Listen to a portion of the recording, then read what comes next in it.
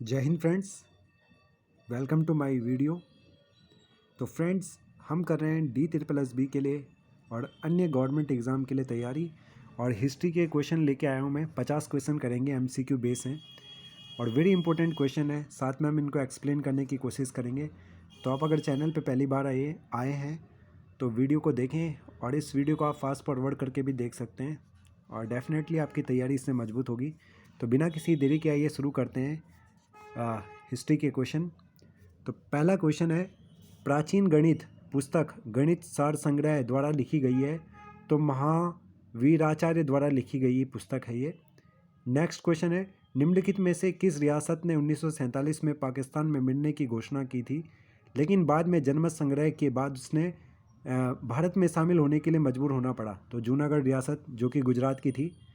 और हमारे सरदार वल्लभ भाई पटेल एक ऐसे व्यक्ति थे जिन्हें काम सौंपा गया था भारत सरकार द्वारा कि आप जाइए और जो ये रियासतें हैं जो भारतीय गणसंघ में मिल नहीं रही है उनका एकीकरण कीजिए। अगला क्वेश्चन है, महाराजा सवाई जयसिंह द्वितीय ने डैश में एक खगोलीय वेधशाला स्थापित की? तो उज्जैन में। कहाँ पे? उज्जैन में। उज्जैन महाकाल की नगरी है मध्य प्रदेश में। भारत में ब्रिटिश शासन का बड़े पैमाने पर विस्तार सहायक संधियों के माध्यम से हुआ जो गवर्नर जनरल लॉर्ड वेलेजली के शासनकाल में शुरू की गई थी। ठीक है।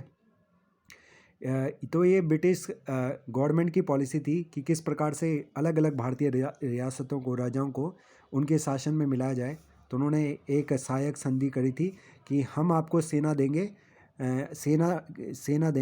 और साथ में आपको हमारे अंडर में होना पड़ेगा और हमें कुछ पैसा वैसा देना पड़ेगा। तो ये सहायक संधि में इन्होंने बात रखी थी और धीरे धीरे करके इन्होंने इसके बल पर बहुत सारे राज्यों को अपने में मिला लिया सहायक संधि के उस पर।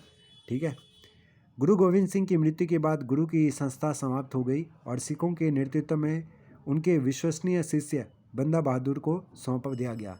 तो गुरु नानक ने सिख धर्म की स्थापना करी थी। सिख धर्म नहीं कहेंगे हम, इसको पंथ कहेंगे। और साथ में उनके जो अंतिम गुरु थे वो गुरु गोविंद सिंह थे। ठीक है। तो ध्यान रखना है हमें ये, बंदा बहादुर। और 10 गुरु थे उनके। ठीक है, जिनमें बहुत ही फेमस थे गुरु गोविंद सिंह, गुरु नानक, ठीक है, गुरु तेग बहादुर तुम्हारे। ठीक है। पाकिस्तान का नाम सबसे पहले चौधरी रहमत अली द्वारा गढ़ा गया था। तो चौधरी रहमत अली ने पहली बार पाकिस्तान शब्द का इस्तेमाल किया था। मोहम्मद अली जिन्ना, जो कि पाकिस्तान के एक पुरजोर वक्ता थे पाकिस्तान के निर्माण के। मौलाना आज़ाद, जो कि स्वतंत्र भारत के प्रथम शिक्षा मंत्री थे। और मोहम्मद इकबाल, इनके बारे में आप कुछ कमेंट करके बताइए कि मोहम्मद इकबाल कौन थे और इनका क्या कार्य था भारतीय स्वतंत्रता संग्राम में। रविंद्रनाथ टैगोर ने अपनी नाइटहुड की उपाधि कब त्याग दी थी? जब जलियांवाला बाग हत्याकांड हुआ था 13 अप्रैल 1919 को। ठीक है। तो नाइटहुड की उपाधि इन्होंने त्याग दी थी। और रविंद्रनाथ टैगोर को 1913 के गीतांजलि साहित्य के लिए नोबेल पुरस्कार मिला था। और इन्होंने भारत का राष्ट्रीय गान जनगण मन और साथ में ही बांग्लादेश का जनगण मन आमार सोनार बंगाल लिखा था। निम्नलिखित में से कौन सा उत्तर प्रदेश का सबसे पुराना विश्वविद्यालय है? तो अलीगढ़ मुस्लिम विश्वविद्यालय यूपी का सबसे पुराना है। बनारस हिंदू विश्वविद्यालय, महात्मा गांधी काशी विद्यापीठ, इलाहाबाद केंद्रीय विश्वविद्यालय ये नहीं है। अलीगढ़ मुस्लिम विश्वविद्यालय सबसे पुराना है। ठीक है। आगरा की मोती मस्जिद का निर्माण शाहजहाँ द्वारा कराया गया था, यह हमें ध्यान रखना है। आगरा की मोती मस्जिद का निर्माण शाहजहाँ ने कराया था। और एक मोती मस्जिद आपके लाल किले के अंदर है दिल्ली में, तो उसका निर्माण कराया था आपके औरंगजेब ने। किसने? औरंगजेब। ठीक है। वाराणसी के विश्वनाथ मंदिर का निर्माण किसके द्वारा कराया गया था? काशी विश्वनाथ। तो रानी अहिल्याबाई के द्वारा। ठीक है, ध्यान रखना है। मथुरा कला विद्यालय कुषाण काल के दौरान अपने शीर्ष पर था। ठीक है, मथुरा कला विद्यालय। और अगला क्वेश्चन, अपनी कृति पृथ्वीराज रासों में पृथ्वीराज चौहान के वीरतापूर्ण कार्यों का उल्लेख किसने किया है? तो चंद्रबरदाई ने ही एक पुस्तक लिखी है, पृथ्वीराज रासो। 1662 में पुर्तगाल के राजा ने इंग्लैंड के चार्ल्स द्वितीय को कौन सा भारतीय तटीय शहर दहेज के तौर पर दिया? तो पुडुचेरी, जो कि वर्तमान में एक केंद्र शासित प्रदेश है और यहाँ पे विधानसभा भी है, तमिलनाडु के साथ लगता है। और पुडुचेरी की एक खासियत है कि यहाँ पे फ्रेंच कॉलोनी है, फ्रांसीसी उपनिवेश था। और पुडुचेरी 2-3 राज्यों में इसके डिस्ट्रिक्ट है, एक तुम्हारे केरल में, एक तमिलनाडु में और एक शायद आंध्र प्रदेश में भी इसका डिस्ट्रिक्ट है। ठीक है, टोटल 4 डिस्ट्रिक्ट है इसके। किस भारतीय दार्शनिक विचारक को 1893 में शिकागो में आयोजित विश्व धर्म संसद में अपने संबोधन के लिए याद किया जाता है? तो स्वामी विवेकानंद। युवाओं के प्रेरणा स्रोत स्वामी विवेकानंद, जिन्होंने कहा था कि जब तक अपने लक्ष्य की प्राप्ति ना हो तब तक हार मत मानो। महात्मा गांधी के प्रिय भजनों में एक वैष्णव जन तो के रचयिता कौन है? तो नरसिंह मेहता। बहुत इंपॉर्टेंट है ये। वैष्णव जन तो तैने कहिए। 7वीं शताब्दी के दौरान इब्राहिम आदिल शाह द्वारा लिखी गई कौन सी निम्नलिखित पुस्तक हिंदू देवताओं एवं मुस्लिम सूफियों के गुणगान से संबंधित गानों का संग्रह है? तो किताब ए नवसर, ध्यान रखना है। कर्नाटक संगीत में आलापना हिंदुस्तानी शास्त्रीय संगीत के आलाप के समान होता है। संगीत से संबंधित प्रश्न है। 6ठी सदी बीसी के दौरान उत्तर प्रदेश के किन क्षेत्रों को चेदी कहा गया? तो बुंदेलखंड, जो कि अपने सूखे के लिए फेमस है। मौर्य राजवंश के अंतिम शासक कौन थे?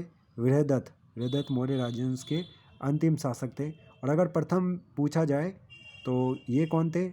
प्रथम पूछा जाए तो चंद्रगुप्त मौर्य, अशोक के दादाजी।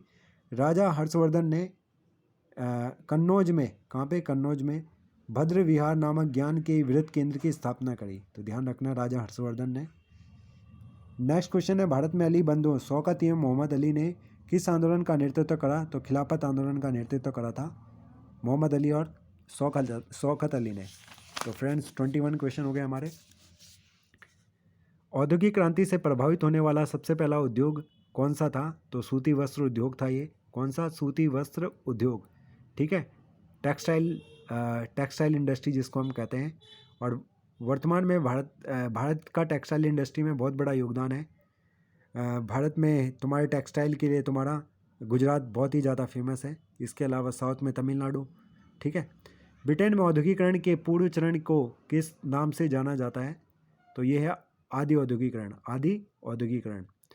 और औद्योगिकरण की शुरुआत कौन से देश से हुई थी? ब्रिटेन से हुई थी। यूरोप में उत्पादक संगठन किस नाम से जाने जाते हैं? तो गिल्ड के नाम से जानते हैं हम। हिस्ट्री में आपने ये पढ़ा होगा अगर आपने बीए करी है तो। यूरोप में उत्पादन व व्यापार पर किसका एकाधिकार था? तो गिल्ड का था ये फ्रेंड्स। किसका? गिल्ड का। यूरोप में व्यावसायिक आदान प्रदान के नेटवर्क के रूप में किस काल को देखा जाता है? तो आदि औद्योगिक व्यवस्था का काल। इंग्लैंड में सर्वप्रथम कारखाने किस दशक में खुलने प्रारंभ हुए? तो 1730 के दशक में कारखाने खुलने स्टार्ट हुए। आगे देखते हैं फ्रेंड्स, ब्रिटेन में द्वितीय औद्योगिक क्रांति कब हुई? 1850 में। अंग्रेजी में किस दार्शनिक और अर्थशास्त्री ने सर्वप्रथम औद्योगिक क्रांति शब्द का प्रयोग करा? तो अर्नल्ड टॉयनबी ने। ये इंपॉर्टेंट क्वेश्चन है, इन्होंने ही औद्योगिक क्रांति शब्द का प्रयोग किया था, अर्नल्ड टॉयनबी ने। द्वितीय औद्योगिकरण क्रांति में किस उद्योग की विस्तार हुआ? तो रसायन और बिजली का। ठीक है, केमिकल एंड बिजली उद्योग का इसमें विस्तार हुआ था। वह प्रक्रिया जिसके अंतर्गत ऊन व कपास आदि रेशों की कटाई के लिए तैयार किया जाता है तो कहलाती है, तो इसको कार्डिंग कहते हैं फ्रेंड्स, कार्डिंग। सूती मिल की रूपरेखा किसके द्वारा प्रस्तुत की गई है? तो रिचर्ड आर्कराइट के द्वारा। इंग्लैंड में किस शताब्दी को कृषि क्रांति के नाम से जाना जाता है? तो 18वीं शताब्दी को। आर्थिक महामंदी के 21 वर्ष का आरंभ होकर 1930 के दशक तक बनी रही, तो 1929। ठीक है फ्रेंड्स, ये हमें ध्यान रखना है। आर्थिक मंदी आई थी विश्व में और अमेरिका पर सबसे ज़्यादा प्रभाव पड़ा था। वर्ष 1929 में आरंभ में आई आर्थिक मंदी का प्रभाव विश्व के देशों पर कैसा था? असमान था। ठीक है, अमेरिका पर सबसे ज़्यादा प्रभाव था, यूरोप पर इसका काफ़ी प्रभाव था, पश्चिमी यूरोप के देशों पर। आर्थिक मंदी के कारण में सम्मिलित है, कृषि क्षेत्र में अति उत्पादन की समस्या थी, देशों में स्वर्ण का असमान वितरण, सोने का, व्यापारिक गतिविधियों में उतार चढ़ाव, तो ये सभी इसके कारण थे आर्थिक मंदी के।